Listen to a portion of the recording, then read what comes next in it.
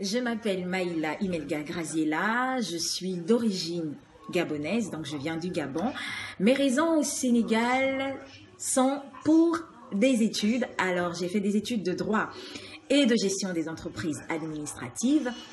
Et actuellement, je suis agent dans une entreprise de courtage en assurance. La mode, ça concerne non seulement l'habillement, c'est-à-dire tout ce qui est vêtements à porter, et les accessoires, colliers, chenets, bracelets, tout ça, et la transformation physique aussi, ouais, ça fait partie de la mode. Donc la mode c'est tout ça, c'est le maquillage, c'est le make-up, voilà, c'est la mode. Mais ici nous allons plus retranscrire la mode, du moins on va plus s'apaisantir sur la mode vestimentaire parce que c'est ce à quoi voilà on m'a demandé de répondre aujourd'hui. Donc la mode vestimentaire. La mode vestimentaire, par définition, c'est tout simplement une manière de se vêtir, donc de s'habiller. Voilà, je suis habillée là, conformément à une époque, à une société, à une région donnée. Donc c'est ça en fait la mode, en quelques mots, voilà. Et ensuite, qu'est-ce que j'entends par s'habiller de manière décente? Ça c'est une grande question. S'habiller de manière décente pour moi c'est de s'habiller. Vous voyez comment je suis habillée là? Voilà, on voit pas les parties intimes déjà, on voit pas les seins, on voit pas les cuisses, on voit pas.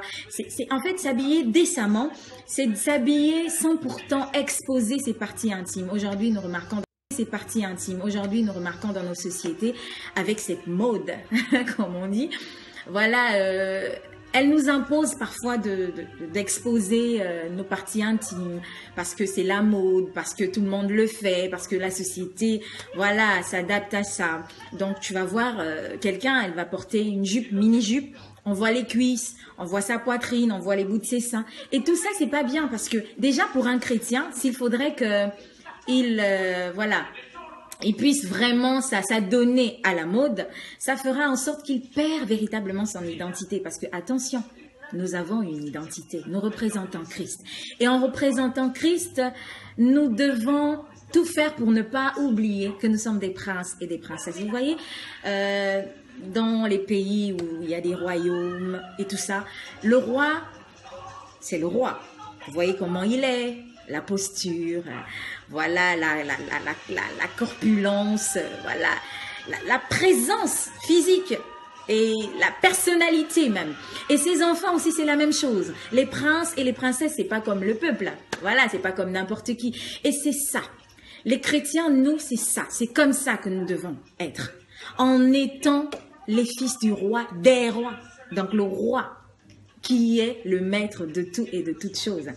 Nous devons avoir cette manière de nous vêtir, mais de façon décente, c'est-à-dire avoir une tenue qui couvre à peu près, sinon totalement le Seigneur en portant cette tenue. D'accord? Et à partir de là, vous savez, on parle souvent de témoignage, mais le témoignage aussi, c'est tout ça, c'est notre manière de nous vêtir, c'est notre comportement. Et à travers cela, j'aimerais que nous puissions lire un passage, parce que c'est très important de toujours lire la Bible. Voilà, donc on va lire 1 Timothée, laissez-moi voir, 1 Timothée 2, 1 Timothée 2, chapitre 9, verset 10. 1 Timothée 2, voilà, nous sommes à la page.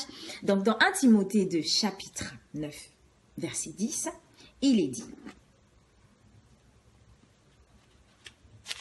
Attends, je n'étais pas encore à la page.